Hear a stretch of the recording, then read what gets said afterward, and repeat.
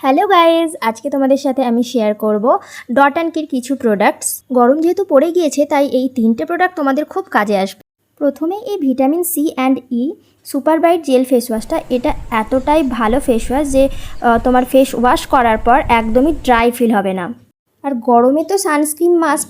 প্রথমেই যে সানস্ক্রিনটা দেখাচ্ছি সেটা হলো ডট অ্যান্ড কির ভিটামিন সি অ্যান্ড ইর সুপার ব্রাইট সানস্ক্রিন। এটা 50+ PA++ SPF আছে, আর এটা একদমই লিকুইডি ফর্মে আছে। এটা যাদের ড্রাই অ্যান্ড ডাল স্কিন তাদের জন্য খুব ভালো প্রোডাক্ট। তবে আমার নর্মাল স্কিন, তাতেও এই ক্রিমটা খুব ভালো কাজ দেয়।